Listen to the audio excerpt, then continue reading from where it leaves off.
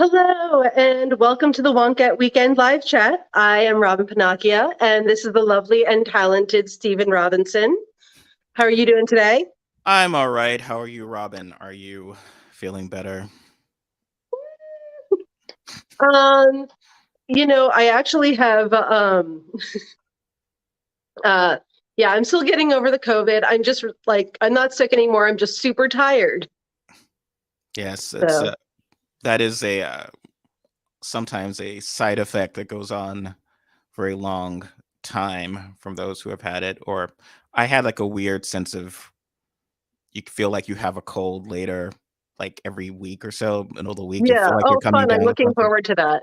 I but mean, I already my sinuses are already a mess to begin with. So, I yeah. just have a low level sinus thing all the time.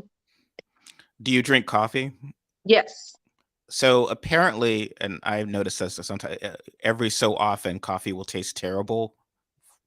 And Oh it yeah, I heard about that. That happened to my sister too. She got over it. Yeah, and you'll get over it, but it'll be like that's part of the process. It'll be a sporadic sense of coffee tasting awful. That would Um, be really upsetting because I do drink a lot of coffee and I need I it to be as vivacious as I am. so you had mentioned your bout with COVID over the Thanksgiving holiday and a piece you'd written about the rail strike. Yeah. Uh, and for those who I'm assume had read that your piece, do you mind telling us a bit about this weird scenario where it seemed as if Democrats did not really support labor to the best of their ability? Yeah, it's not great. Um, so Democrats were presented with an opportunity. It was admittedly an issue. I get it. I get that. So let me just arrange my brain a little bit. I'm even more ADD than usual today because we're blaming COVID. Okay, are we all good with that? So the railroad unions, all they wanted were sick days. They wanted to be able to call in and say, "Hello, I am sick," when they get sick, and then have the day off and get paid for it like people do normally. Um, the way that it is now, they have to call 2 days ahead of time and be like, "Hey, look, I'm going to have a cold on Thursday. Um, uh, Which is planning not ahead quite for this. how stuff So I'm works. going to need the day off in order to recover from that and not infect people." And some people thought that was a bad system, and so they wanted some sick days. And while the Democrats did, for the most part, except for our buddy Joe Manchin, vote for them to get sick days, they didn't get the sick days in the vote. So they then still voted to force the railroad workers to take the bad contract that they didn't want that didn't include sick days. And Joe Manchin has unlimited sick days, right? Like Yes, they all have unlimited sick days. taxpayer. In fact, Chris Murphy was not there to vote on that particular bill because he was out sick with COVID. And Um, Manchin was able to work from home, which is obviously not something you could do in yeah, certain field. Like obviously the railway worker cannot work from yes. If you're going to be home. working on the railroad all the live long day, I as someone who works from home, working when you're sick, even from home, still sucks. But you're but obviously you not. can do it. You're not putting on pants and getting on a. That would I'm often not occur in New putting on York. pants anyway. Like in New York, it would just be like I just can't face the subway and the public. Like getting to there is just often more work than the work. So I'd be fine with working from home. But So no, I did not see that. Ryan Grimm is reporting union source tells me their next push will be to demand Biden include railway workers in the executive order that mandates 56 hours of paid sick leave. Well, let's hope so. Let's hope that everyone is included because it is actually insane that we are the yeah, only country in the entire world that does not have paid leave well, mandated. their paid It's lead insane. also um they use the idea of, well, that's part of your paid time off, and which it has to be separate because people will go to work sick if that's part of their vacation, Yeah. not just because they'd rather be sunning on a beach and get people infected. But if as a parent, if you're not going to tell your kid, no, there's no vacation this year because I Because had I a had a cold. cold. Yeah. Like that's not Whoops. sorry, And we're the thing is, the super mess up thing is that, you know, you're going to infect the other workers. It doesn't actually work out as well for the employer as they think it does. Actually, earlier this year, not earlier this year, last month, there was a an image that went viral of a sign that went up in the Providence Marriott, from someone saying, "Oh, you don't." Sorry, like from this boss saying, like, "No one should ever take sick days. I've only ever taken one sick day. The worst thing you can do to the company that you work for is take a sick day."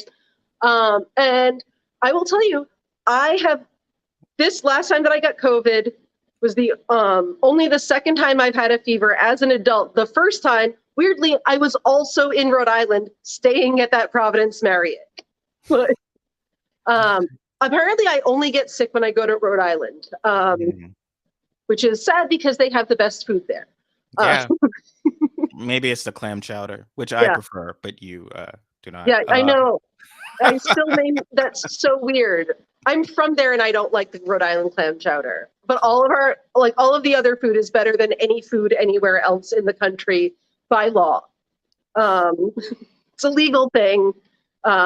Also, we have the most amount of I don't live there, have the most amount of coffee flavored things, which is great for me because again, I love the taste of coffee. And back to what I was saying. I, as a customer, got sick probably because someone went to work being sick. Oh yeah. Yeah, And I mean, it's just not efficient, and we thought we'd had that whole thing during COVID. One of the first pieces I'd written early on during COVID was that people were realizing this is not particularly, it's a public health crisis to have people showing up at work sick, and the whole kind of American culture of, because people take unless pride in going to work sick, like that person. Unless you have a mutant healing factor, Yeah. you're not Wolverine. Most people do get sick. You are sick. So when you say, I've never taken a sick day, what you're saying is I've gone to work while sick and gotten other people sick. And if you work in retail, and if you work in, and it's all these things, and no one's very happy about it. What they want is that no one gets sick. I remember someone complaining online that one of their movers was very sick and was very annoyed by it. It was like, okay, well, you would have been more annoyed if they'd postponed the day you moved. So everyone wants essentially a workforce that is perfectly healthy, seemingly, and we don't available consider that to be, they're asking for too much. Like American culture very much does perceive, these people are, they're just asking for too much. They're so selfish. They don't care if they destroy the economy. It's the railroad companies that don't care if they destroy the economy. Yes, they're the ones who are asking for too much. It's weird. It is objectively weird to think that you are entitled to a workforce that never gets sick. Yeah, well, that's made sort up of humans. A very slavery focused attitude. Like that's sort of, well, I'm opposed to slavery, but gee, if we freed the slaves, wouldn't I mean, that was how would literally most of the argument. How would my plantation? I'm really I married a plantation slave wife. I did not marry a actually in the fields doing this wife. My whole lifestyle is based on other people doing excuses now for everything. I saw an article this week. Who would pay for chocolate that costs what chocolate should actually cost? And apparently the answer was not a lot of people, which is problematic because, child slaves, not great. Well, yeah, and this is sort of a narrative issue, and I get it. All of the trolls come out, and I'm sure they came out in your piece. I don't know if they're trolls just so much as like but jerk. I but there was sort of like, don't blame Democrats. Republicans are the ones who are mean, but the Republicans are the robber baron party. They're kind of overtly, that's what they are. Democrats are the one. I mean, Biden said, I'm the most pro-labor. So if you say you're pro-labor, you probably should not, like, to the extent that that matters, right? So Yeah. ultimately that will mean this will be pain. And Republicans will deliver later when they say, we're going to shut down the government if you don't Yeah. fund our border. They will shut down, they will cause pain, but they will make it so that the reason this pain is occurring is because of Joe Biden not, building a wall or not doing much. They will make it clear why the pain is occurring. So the idea is that, it seemed as if Democrats did not want to have the argument as to the reason this pain is occurring. The reason you're not getting your Christmas presents on time is because the railway owners don't want to give people sick pay, like the most basic thing that we all have. We don't have to like take it out of our vacation time or all the recess we get. So that seemed a very simple argument to make. And it's happened before with transit strikes, whatever. They create this sense of where they create, there's even sometimes certain laws that are for anti-strike breaking, where it's like, oh, you can't strike if it would cause too much pain on people, which then removes all the leverage. Inconvenience anyone. Which is just the whole point of the strike to begin with. That it has to be inconvenient. Otherwise, it's just like, oh, this place is on strike. I don't notice. Who cares? And you're just sort of picketing outside the place and you look silly, as opposed to, no, you need to actually be able to bring the economy down. And they say, oh, instead of saying these people are lazy and cruel and look what they're doing to them, it's like, look how valuable they are. And they should be able to take sick time. Like, they're not going to But here's the thing, a lot of people were like, oh, well, the reason that they can't have the sick time is because there aren't enough workers. Well, you know what? Maybe if they offered sick time. Yes, it's a basic, more workers. It's a sort of a basic economic situation there. Right. So there was an ability to kind of, I think, do better. I know folks were like, you can never suggest that Democratic leadership could ever do better. Biden could never do wrong is an approach that is not, and it's always frustrating because see why it's that helpful is the thing. Like, I don't really see it as, this thing that is really going to, I'm not convinced by it when like people are like, no, we're just going to pretend, the emperor is wearing a fabulous outfit and is not naked at all. I know that I'm not convinced by it. I'm not convinced when people are like, nope, everything is great. Like, and I don't see why anyone thinks that anyone else would be either. Well, in 2016 and 2020, the argument is like people like you or sort of more progressive or to the left should vote for, even if they're not your preferred candidate, vote for the Democrat because, and I've made this argument, in theory, they're going to listen to you. An administration with Stephen Miller isn't going to listen to me, but the one that's like, oh, go Black people should probably listen to me, right? But then what happens is often they get into power, and it's not always the administration doing this, to be honest. It is, I call them blue MAGA, but they're the ones that the administration could do no wrong. They say, if you even dare criticize or say, I disagree, you are the whole house of cards is going to come falling down. You're helping Farmer Jones come back. Like from Animal Farm. And so you're only helping Trump. So they were critical that Warren or Sanders or, Alexandria Ocasio-Cortez would disagree with this, even though, well, why wouldn't? Of course they would disagree with it. So instead, it's the idea that, Sanders is only a team player if after Biden's elected, he's suddenly no more liberal than Biden, or no more progressive on issues than Biden. And then that has to be the case of everyone, as opposed to essentially coming out and saying, well, I disagree with this. I disagree with the president. I don't think we should replace him with Trump. Disagreement is healthy. And I don't, I feel like people have this idea that it's okay for Democrats to punch left.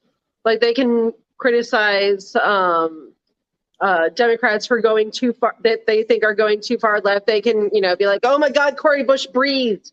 It's the end of the world. She's basically Satan. They can yell about Ilhan Omar and AOC and be like, oh my God, they are women and they want attention and are therefore evil. They can, like, all of that is fine. And you can complain about those Democrats. But if you say like one thing about like the more, I guess, establishment, I hate, whatever. I'm not fucking Maynard G. Krebs. I don't like standing. Jesus. I feel like a beatnik. Gonna get a ban the bomb button. But but to your point, like something and what bothers me about that, because if you and I were to write about Republicans going after Hunter Biden, or literally trying to release like revenge porn pics online, we just fundamentally say this is amoral, this is a bad thing to do, period. We don't then spend the rest of our post trashing Biden. And oh, by the way, it's like, well, that's not relevant. What's relevant right here is everything they're doing towards Hunter Biden is wrong as a human issue. And yet, whenever you and I might write, like literally, someone put a car bomb in AOC, someone tried to assassinate AOC. That really sucks. Someone said these awful things about Ilhan Omar, comparing her to literal Nazis when she's a woman of color. Like, that's awful. And then the response is like, oh, well, no one should probably, try to, burn these women of color alive. But here's every reason why they actually are terrible. And maybe they kind of deserve it, which is not, which is just kind of, to me, repulsive. It's like a repulsive thing to do. Like, if I write a pro Omar article, you're free to then say, here's why I don't like her. But if I'm honestly writing about people being vicious toward her, there's no reason to then imply she perhaps deserves it. And I think that's happened a lot with the Kanye West and Nick Fuentes, anti-Semitism. People very much want to say, people who think everyone should have health care and Nazis are the exact same thing, just on different sides of the spectrum. It's the horseshoe theory. Yeah. If you want everyone to have health care, that is no different than wanting to, kill all of the Jewish people. That is the same thing. And I don't and that is really and we need to challenge it on both sides. No, that makes you seem somewhat cruel. I mean, you made an interesting art about how the arguments about Ilhan Omar's anti-Semitism, if you want to believe she's anti-Semite because of what she said about specifically Israel, or how she spoke about Israel. It's a country. It's not, but it can do bad things. There are people who are from Israel who live there who will say, I don't agree with the way that Palestinian people are treated. Yes. And if you disagree with her, how she's expressed herself, then you should probably compare her not to literal Nazis, which is where I object. You would compare her to Marco Rubio or Kevin McCarthy or Lee Stefanik, like people who've promoted the Great Replacement Theory, people who have said Soros-funded prosecutors are releasing criminals on the street, like overtly anti-Semitic rhetoric, which is the kind of we kind of shrug when Republicans do this, of like, all the protesters are being funded by George Soros. So it's this idea that all Black Lives Matter or Antifa protesters are all being funded to destabilize the government by Martin Luther Green has done this. Which is like the world's longest anti-Semitic conspiracy theory. Yes. So ultimately, yes, it does. Yeah, like, so she is. So to me, it's like, if you want to criticize Omar as an anti-Semite, you should compare her to, again, the collective Republican Party, not even to actual Nazis. I mean, I do not think it is anti-Semitic to say, hey, I'm not sure Palestinians are treated very well, when they are very, obviously not. It's obviously bad. We all know it's bad. No one's like, this is actually a fantastic situation that we should want to keep going forever. That is why it's like a controversial thing. It's not, and a lot of people who really, truly do not give one fuck about Jewish people at all, and are in fact very anti-Semitic themselves, they love Israel because they think that it has something to do with their special end times. And so they want to Mhm. protect Israel, or they want to protect Israel for other political reasons that have nothing to do with any great love of the Jewish people. Um, I don't I would not even sort of equate support for Israel with support of the Jewish people. That is Yes, like that's insane. that is Um, also dual loyalty is an anti-Semitic argument as well, to imply that Jewish people have some, which Trump has done repeatedly, that there's some sort of loyalty that Jewish people should have to Israel. And Trump, who has dined with anti-Semites like over Thanksgiving with uh, Kanye West and Nick Fuentes, who has never even produced a decent club song. So there's really no, uh, but um, he has specifically never said that Kanye West is an anti-Semite, nor has he even called him racist, where he has repeatedly called, without hesitation, Obama, Letitia James. He's called them race. So it's not like he's shy about using the racist word. So yeah, focus on Trump as the guy who Republicans are in, whose anti-Semitism they're enabling. But it's really repulsive because that party, the power that the anti-Semitic racist core of the GOP is growing, and they have all the power. And I think those guys know it. If you follow how they've responded to, it's like, oh, well, this proves the power that we have with the incoming House mhm. majority. So, One thing I will be clear on, though, is that what I said does not mean that I do not think there is not anti-Semitism on the left, because there absolutely is, and I oh have seen yeah, it. So, no, I totally agree. I think, I mean, you as antism and racism on, obviously, I don't think you should turn both sides, but it's like yeah. it's certainly there. I mean, I think what becomes silly is to uh, fixate on people who do not have anywhere near the power that, say, someone like Marjorie Taylor Greene does. Yeah. Um, and this obsession with, it's usually these Laura Boebert's the one with who's getting real power, because she's, going to be helping to shape GOP policy now. So that's going to be cute. well, Um, they have no policy, so she's just yeah. whatever crazy Well, they're right wing conspiracies she wants to throw out there and promote.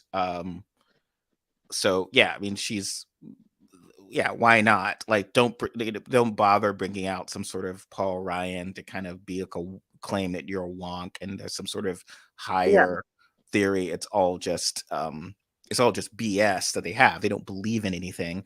And I think the media sort of enables this by implying that there's somehow all these Republicans embarrassed by the current GOP. And Oh, I do think that people are very much in love with the whole look, the Republicans are it doesn't actually help anyone to talk about how Republicans are secretly embarrassed by Marjorie Taylor Greene or Boebert, because that insinuates that they're somehow better than they are, which they're not. no. And people But who palled around with Nazis' political power were considered still Nazis. So yeah. that's kind of, historically, if you're teaming up with Marjorie Taylor Greene, you are essentially a bad Although actor. Nick Fuentes is now very upset with Marjorie Taylor Greene because she did her denouncement of him, even though they used to be friends.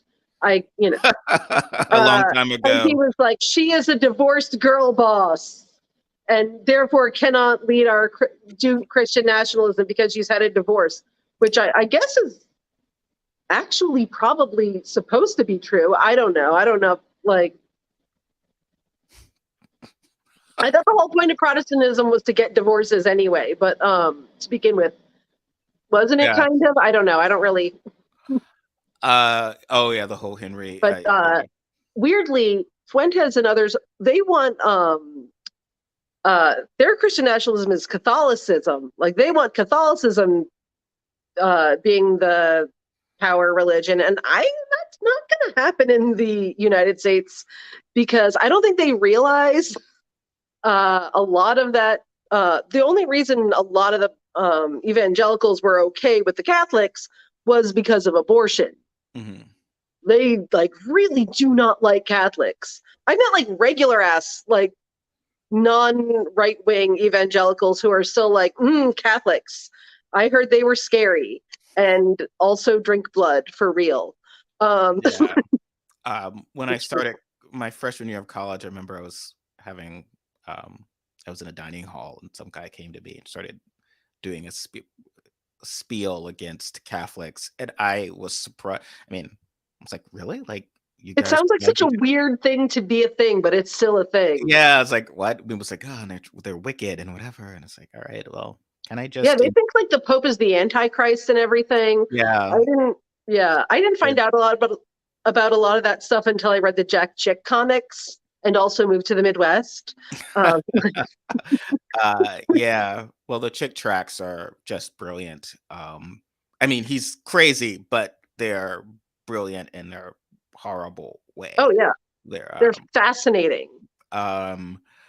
So some other news. So the primary calendar debate was another thing that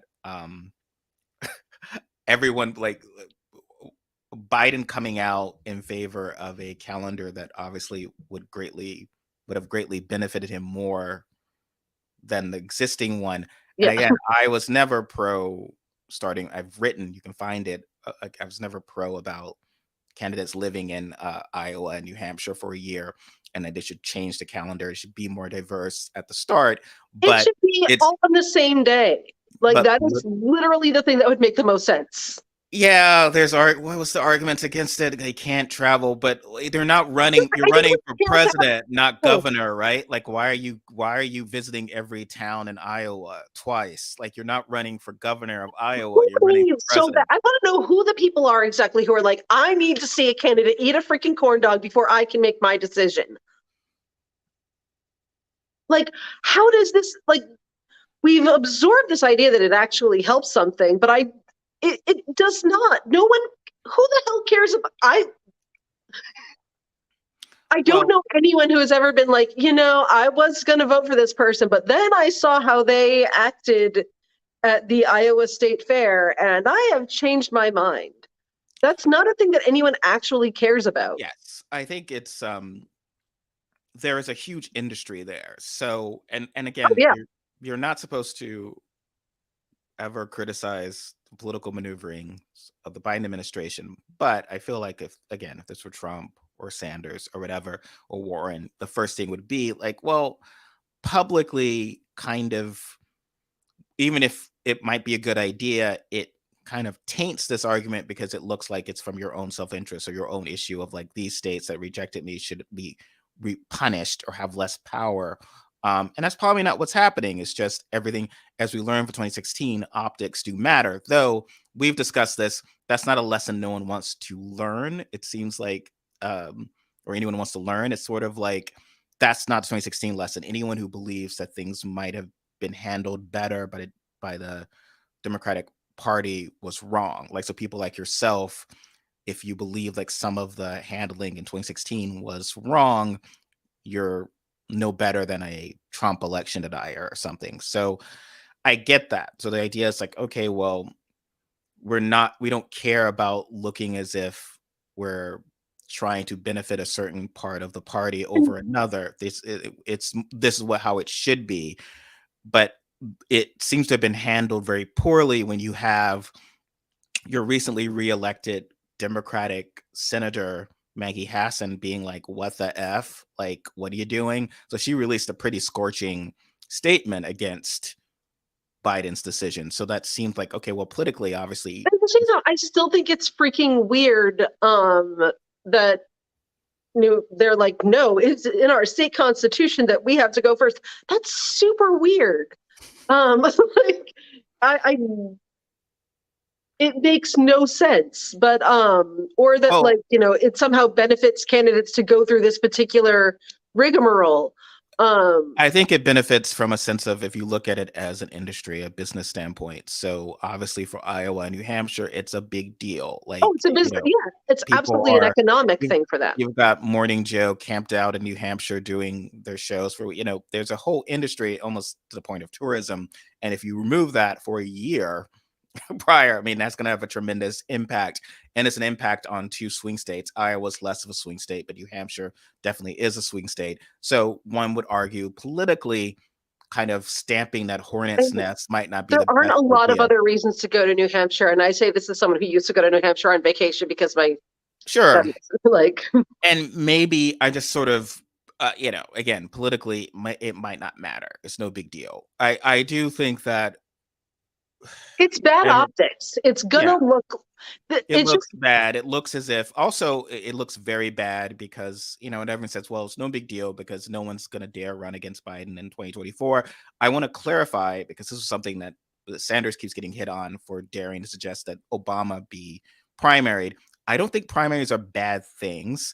And I don't think the idea that um, the incumbent president, is essentially guaranteed to be renominated, which is essentially how it works. It's probably yeah. the healthiest part of our democracy. It's probably why not have another primary. But what's structured is that if you do have the primary, you will weaken the candidate and then you'll let the other person win. So I get that, but I don't think it's the healthiest part of our democracy that's how it's done. No, I Anyway, think like the more debate and discussion, the better. Although I think the debate, I actually am in favor of is like a ton of debates, even though people last time were like, we didn't need this many debates. I think that's awesome. I think the debates are great. I think the debates should go on even when they're not mhm. trying to be president. Well, the Because primary that debates kind of are the discussion only is real awesome. But debates, right? The the primary pardon? debates the primary debates are the only real debates, because Yeah. once Oh, they win, absolutely. then it's just, okay, well, that guy's Hitler. So They're the only ones that matter. the details of my healthcare plan don't really matter because the other guy is, literally a Nazi. Doesn't want anyone to have health care. So, but if I could just go back, the one thing that was weird, also, it's clearly not about 2024. It's often about 2028. And Yeah. So this change would obviously benefit Kamala Harris more so than member of the Well, administration, I mean, I Pete think the Buttigieg, goal with who this did win is, Iowa and New yeah, Hampshire. So that's the optics of that seem to be pretty bad, right? Like, Buttigieg won Iowa. He almost won New Hampshire, came in yeah. second. And Well, so both shifting him and it, Bernie came in first and second in both. Bernie was first in New Hampshire, Buttigieg was first in Iowa. I think really what it like very much is Democrats always used to nominate candidates from the South so as to be like, look, they're not scary. They're from the South. They're not scary Northern liberals. And there aren't really a lot of Democrats nominate from the South anymore. That's not so much of a thing. So I think part of what they want to do, part of the reason that they want to do this is because, that way, if South Carolina goes first, that's going to be a more conservative candidate. And what they did last time, they didn't like South Carolina to go first, but they did say no votes count until South Carolina. And every media person on TV went along with that. They were like, Iowa and New Hampshire do not count. but that was a very specific one-time Joe Biden specific scenario. People are really good about going along with shit like that. However, Well, what people are not good about is as soon as things appear like objectively unfair, it leaves a bad taste in people's mouths. Well, Biden benefited because the presumption was always that Scranton, working class Joe, is going to win back the Rust Belt, and he was always going to do better than Hillary Clinton in the Rust Belt. That was a set in stone presumption, so that even when he lost Iowa, when white voters were choosing Buttigieg or Klobuchar, even because she came in ahead of him in New Hampshire, Yeah. that still didn't matter. So he was able to then win in South Carolina and attribute it to the black vote.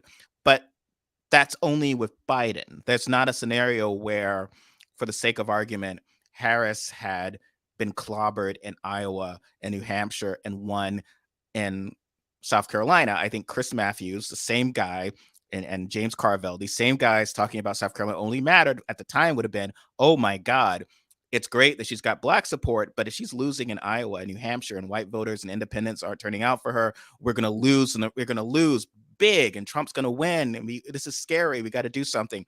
And so this was a very specific scenario what happened in 2020, also because there was concern about Sanders and whatever. So Biden benefited from that in a way that it won't in the future. So if you start at South Carolina, and the narrative is that, because as I said, South Carolina is not as inherently, at least Black voters in South Carolina. I mean, white voters are slightly different, obviously, but they're not as overtly a pro-establishment candidate as people have framed it just because of the past couple primaries. They supported Jesse Jackson, who in 1984 was pretty damn liberal. I mean, Sanders supported the guy. So there's I voted for Jesse Jackson.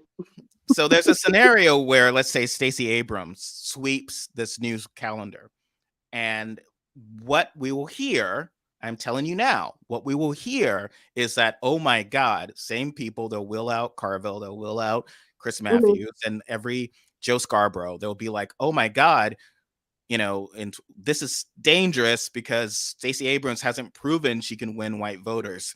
Yeah. And she's going to be the presumptive nominee by Super Tuesday. And she's not, we need to, what about I think the reason they go to South Carolina over Georgia is specifically because there are a lot of white conservative voters there. And they assume that the white conservative voters are the ones that are going to, in South Carolina, are the ones that are going to save them. And, because South Carolina is such like a red state. Pardon? But those voters are voting, they're voting for Republicans. True, but I think the assumption is that the even the white Democrats in South Carolina are going to be more conservative. Yes. And so I think they're very much counting on those people more so. I absolutely, when they were all like, oh, it's only South Carolina that counts, I was like, there's a reason that they're saying South Carolina and not Georgia. And they're saying South Carolina because there are a lot of white people in South Carolina who are going to vote for the more conservative Democrat. True. I mean, I think South Carolina was more so than they focus on Black voters in South Carolina, but I think South Carolina was one of the first states where Biden outperformed Buttigieg among white voters. And I'm not attributing that solely to obvious reasons. There could be many reasons why they picked him over Buttigieg. But I think often what can happen in very conservative states like South Carolina is that the few white voters who do vote for Democrats are going to be a slightly more liberal because it's a very conservative state and they're all voting for Republicans.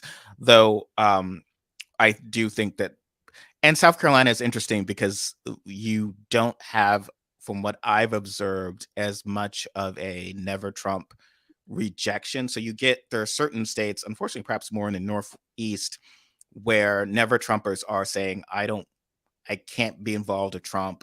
I reject the Marjorie Taylor Greene party, but I'm going to vote in Democratic primaries for the more conservative candidate, which is certainly their right. That makes sense for them to do, but they certainly would influence the vote slightly more than perhaps might happen in South Carolina. But I think you are probably correct. This could all be solved. That there was everyone just voted at the same time and no state was given precedence. It's the most logical way to go about it. I also, sorry, got to collect my thoughts here.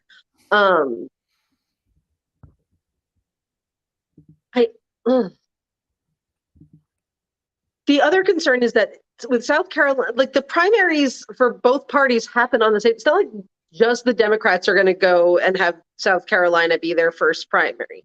The Republicans are also going to have South Carolina be their first primary if that is the way that we're doing things. That means why do you think that? Well, because the primaries are all held on the same, the Republican and Democratic primaries are held on the same day.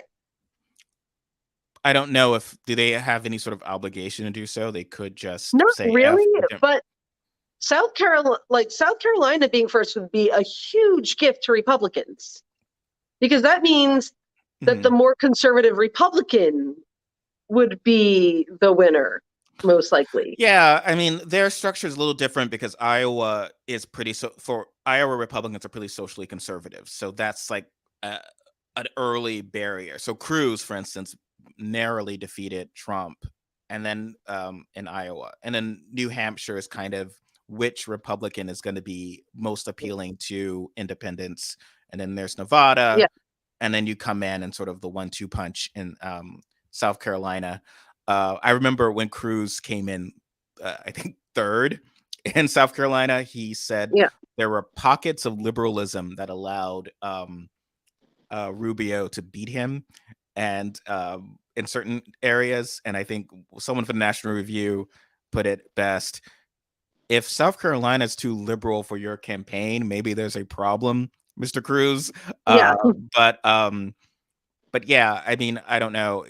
It's who knows what Republicans will do. Their approach to democracy. I mean, they have the leader of their party called for suspending the Constitution or something like some Yeah, crazy. so So but they love the God, Constitution unless Trump suddenly decides he doesn't like the Constitution, in which case they never liked the Constitution to begin with and hated it all along. they're literally going to read it out loud. That was Kevin McCarthy. I'm going to read the Constitution out loud. Which is sort of a very silly fifth grade Oh thing to yeah, that was do. the whole thing. And but none of them have said it. I think someone and Michael might cover that in his sort of Sunday show roundup of I think some of the Sunday shows are asked about it and they're all like, hey, Trump says wacky stuff. It's like, well, he's a leader of your party. He's calling clearly like treasonous, crazy stuff.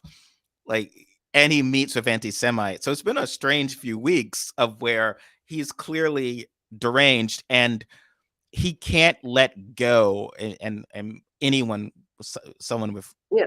actual psychological training could probably go into that, where he can't let go of 2020. It's very important for him that election that he did not lose. He can't like just focus Because his on whole winning thing again. is winning, and it's hard to have your whole thing be winning when you lose a major, like the most major election ever. Um, He just can't you come know, back. Like Ali was like, yes, Frazier beat me that time, but now I'm going to come back and beat Frazier again. He can't do that. He's more because he like, has to insist he won all along. I won all along, and it's not working. Like, obviously, he was a tremendous boon to Democrats in many ways. His candidates failed in most of these elections. He we probably haven't chatted. I was away for a while, and then there was I know. Thanksgiving, but we, the You whole red must have been wave just like that occurred. sobbing at some point. You're just like, I miss Robin so much. Yes, during all my day drinking in Europe, I was like, Yeah. oh man, where's Robin? That's what everyone thinks when they are day drinking in Europe. But Collectively, as a people, even people who don't know me, they're like, I wish Robin were here.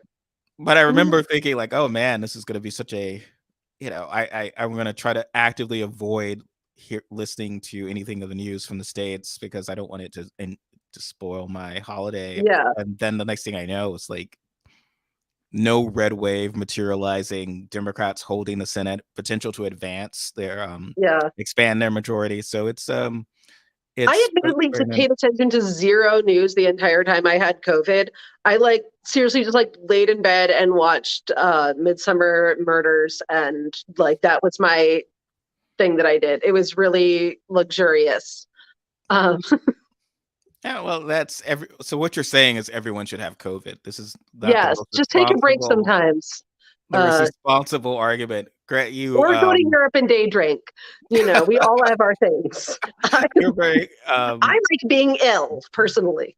and I don't think took any sick days. You totally got No, kind of he's screwed. entirely on my days that I was already off anyway. It's so rude. It was so rude. But yeah, I mean, Trump is just he's not particularly good for the party. He's a disaster, but he can't let go of him because they're afraid that he will, go all fatal attraction on them electorally. It's the same arguments as 2015 that they've been trying to like avoid. But to me, it's encouraging that he is a, you know, overt threat and danger to all that's good and decent in the world. So, But here's the people thing that actually I'm worried recognize that. about is that, like, there's the crazy threshold. Okay. So, like, if you're like a little bit wacky, and I'm trying to not be, I realize this is very ableist. I'm just trying to use if you're like a little bit kooky, people will be like, they'll seize on that one thing that makes you different. Like, if there's like one thing off about you, they'll, bash you to the ground, like Howard Dean laughing weirdly one time, if it's just that one thing. But if you're so overwhelmingly fucked up the way that Trump is, people are just like, meh, guess that's just how he is. He's just wacky. We'll just go along with it. And that is what ends up happening. It's like, it's like walking on like pins, really. Like, there's so much wackiness to support like all of his weight, basically.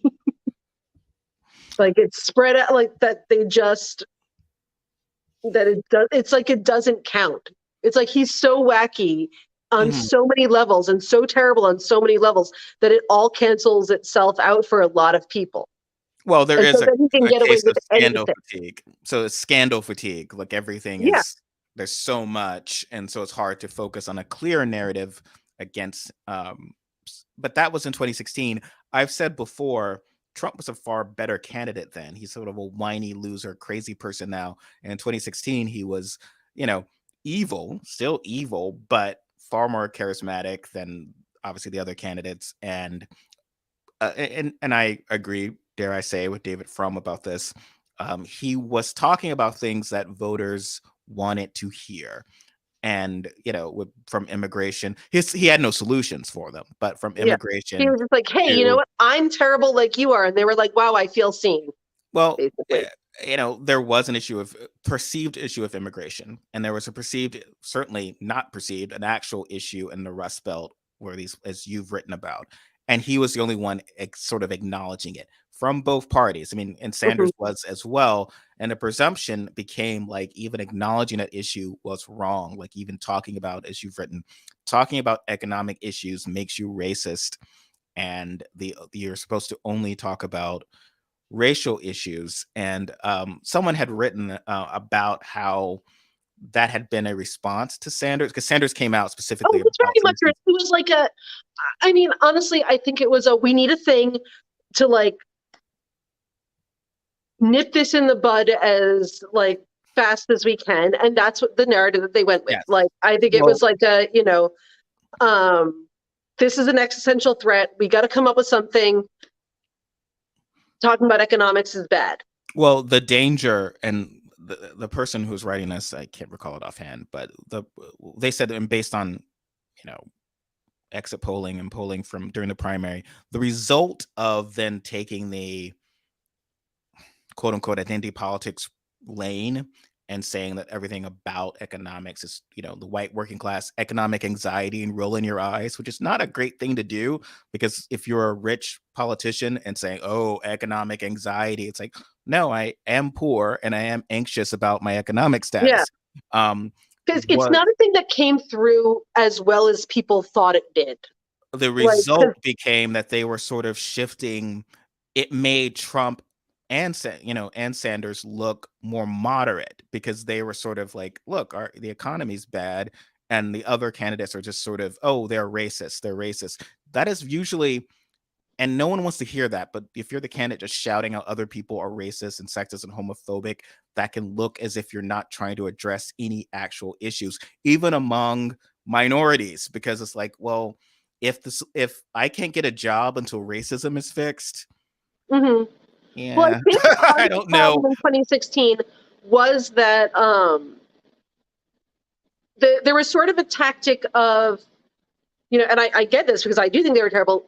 The reason Trump is terrible is because terrible people like him, which, like, I get, but then also it's you're bad if you vote for him is not actually a very good tactic. There was also the same thing with Sanders. Like, if you vote for Sanders, you're a bad person.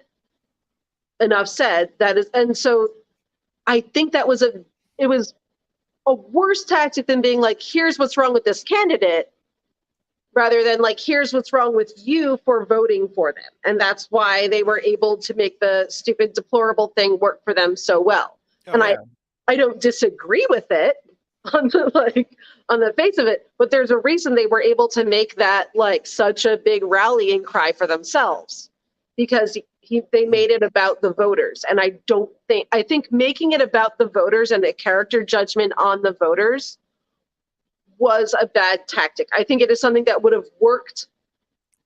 A lot of the time people try and like, they're like, okay, well, what would work on me personally?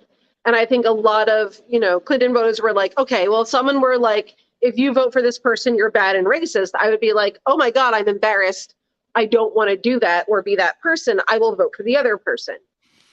Well, the deplorable argument, the response to that argument from mainstream Republicans, and this was a time where it would have been very easy to cut bait with Trump. Trump was behind in most of the polls, but the mainstream was like, no, we're not going to cut him loose. We're going to say this attack from Clinton is attack on all of us.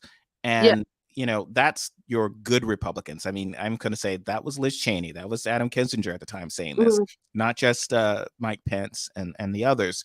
And I think that has always been sort of, as giving them something to unify around. That's always been a weakness with the Democratic Party, perhaps because of the very diverse electorate, but coming out and saying, oh, well, not all Democrats are bad. Some of you are like Joe Manchin and Kristen Sinema, but it's just these Democrats that are terrible. A lot of Democrats would be like, oh, right. We are more like the good Democrats and not like these bad progressives. And that just fractures your party. Whereas Republicans, like, we're not going to do that. Like, we are never. That is not a tactic that appeals to them in the same way. No, I mean, there's not a desire to be the good one. And they're always surprised by like, well, every opportunity Republicans have to denounce Trump and Marjorie Taylor Greene and these others, you don't seem to leap at doing. It's like, why? They see it as, what's the gain? What's the gain for us? We just alienate our own supporters. We can just dig up saying the Democrats are worse and focus on that message. And that's been tough. And I think I get it. Some Democrats like the idea of appearing responsible. But the part is, when you appear responsible, it just looks like, I'm going to bully these particular people. These are the people that are convenient for me to say, you embarrass me, get lost, and I will trash publicly. And it doesn't resonate as well with people who tend to think, oh, well, these people are always going to be in my corner. So, well, the assumption is that progressive have no place else to go. Unless they decide to turn evil and vote third party. And the other assumption is that it is good for Democrats to be seen being like, these people are bad, we don't like them, and we agree with you, Republicans. You are right, they are bad and scary, and we don't like them either. And then they think that like they're going to be rewarded for that. And to some degree they are, because in the way that they're rewarded by people who are going to vote for them anyway, but who are like who do feel empowered by that. It doesn't work with Republicans. It just doesn't. There's not that, they don't have the whole Sister Souljah obsession where they're like, this is our thing that makes us like pull through and be good and look like we're like, country over party and blah, blah, blah. There was never a moment where they denounced Rush Limbaugh. They love Rush Limbaugh. No.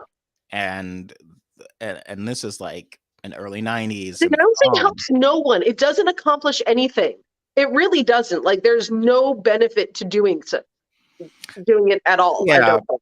And it's not I get that it's not entirely apples to apples, because with Limbaugh, all you're doing is attacking white men, right? And you can't do that. That's the power base. And so really the Sister Souljah moment deep down was about a white male candidate exerting dominance over not just Black women, but over Jesse Yeah. Jackson publicly, and that's what they want to see. So when they ask for Sister Soldier moment, they want a sense of exerting dominance over. So this party that's very diverse, kind of the plantation mentality. Hmm. The people in charge are keeping the plantation in line. And Yeah. so that's what we want to see, and we'll feel safe, and that's the case. But if the people running so that's the kind of, they don't worry that Marjorie Taylor Greene is essentially a shadow Speaker of the House. Republicans don't care about that, whereas Democrats would be very worried that the perception that the wrong people are actually have any sort of power or influence.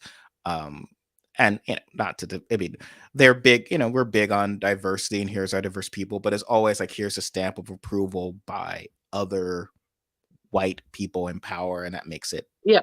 okay. Pretty much. Yeah. Like, we like this Black lady, but see how she like doesn't scare any of the white people who are important and rich. Yeah, you would think that it Like, would, it's similar to it, and it's the same sort of grossness as when Lindsey Graham is like, look, if once they can never call us racist again once we elect Herschel Walker or something, and it looks just very bad. Just say what you like about a candidate. If you prefer a certain POC candidate over progressive POC candidates, that's fine. Or even if you prefer white centrists over the squad, that's fine. But when you make a point of dragging out a specific, as in like, oh well, it's not about racism, it's not about misogyny, it's the right, you just look pathetic. Don't do that. But no yeah. one ever listens. They feel incensed that it will prove their point more than just being like, here's the candidates I support. Like when they tried to make opposition to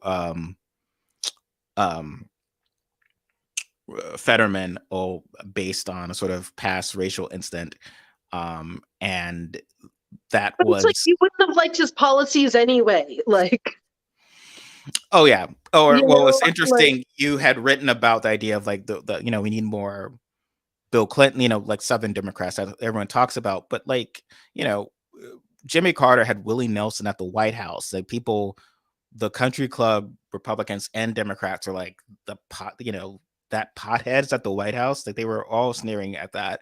And Bill Clinton was eating McDonald's and was called Bubba. that Was was never like considered embarrassing. appropriately. But at the same time, part of the reason like why they did get elected in the first place was because there was a perception that like a Southern Democrat is less overtly threatening to the South.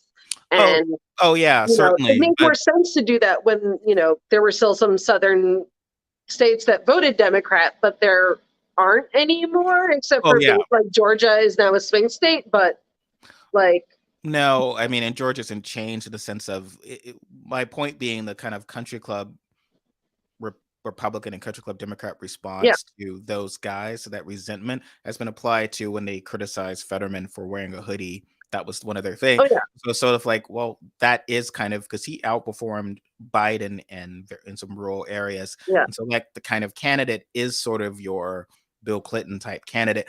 And then they sort of, it's never been about specifically Bill Clinton's perceived, maybe he was a centrist or third way and Fetterman is too liberal. It's never been about that. It's always, politics is very personal and no one wants to believe it's a personal, but it's often about this person gets me and I can connect. I want to have a beer with this candidate who is a recovering alcoholic. That's still considered this awful thing that anyone would say. I want to have a beer with this candidate. And so essentially, and we've discussed this, what that meant is just, I trust this guy over the other guy. And instead of, saying how stupid are voters to say that that's a criteria, I mean, it's all been about popularity. I mean, Obama was more popular than Clinton and McCain, and that allowed him to win. And so connecting with voters, it's not about looking at the best resume. It's about who gets me and whatever. So, yeah, well, it's about connecting with people, which hypothetically is supposed to be what like going to the Iowa State Fair is about. But like, you never actually see anyone doing that. You just see pictures of them with corn dogs in their faces. Like, like just. Sorry, I have to put some of. Oh, hold on. Oh wait. Oh, okay. Stop the booze. I was like, oh yeah, no, they're not. Yeah, it's like it's not that country. A lot of booze in there. Hold on. Wait. Hold on. Wow, there's. Are very, very creepy stuffed deer. You don't want to see the face. It's terrifying. Did you hunt deer? No. Oh, someone gave it This to is my a roommate. part It's of like, you I hey, never this knew. is terrible. Do you want it? And she was like, absolutely yes. Some kind of garage sale thing. I don't know. Yeah. I like part of the reason why it works is because we both like things that are terrible. Like my favorite things are things that are like the worst. Actually, hold on. I'm gonna take you guys on a quick little tour of my cute little country cabinets. So wait, are they in there still? Oh, I don't know where they are. I thought they were in here. Oh yeah, there they are. One of my favorite gifts ever.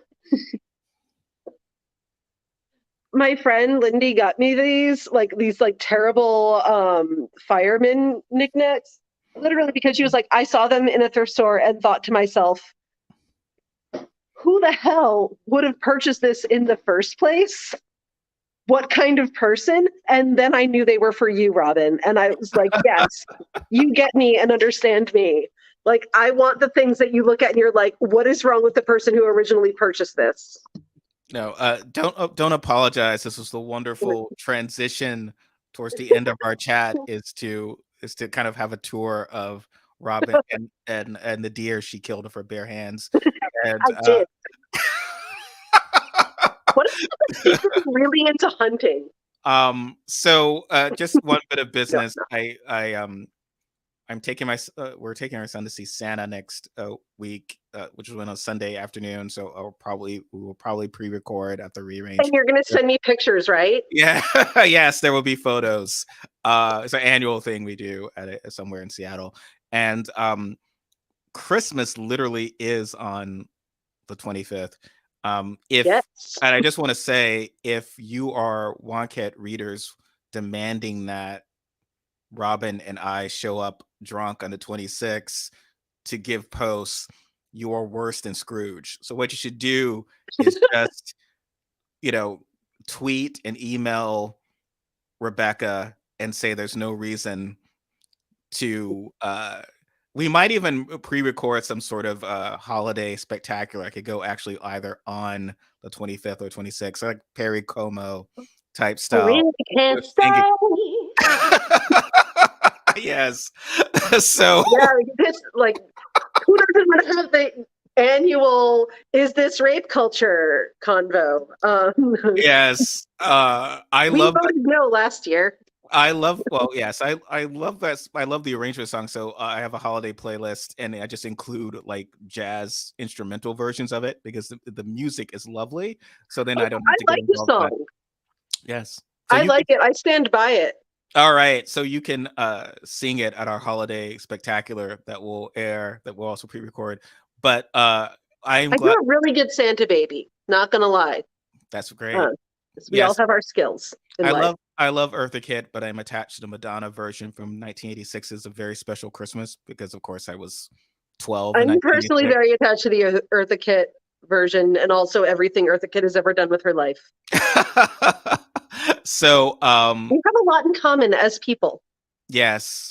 Eartha Yeah. Kitt is just wonderful. There's a great scene in Unzipped, the Isaac Mizrahi documentary that I'm sure everyone has seen, where I he's have.